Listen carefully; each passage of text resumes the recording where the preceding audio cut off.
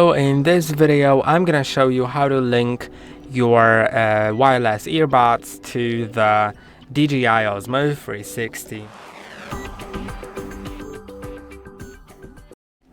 To do it, slide down from the top of the screen, then go to the right and find this earbuds icon.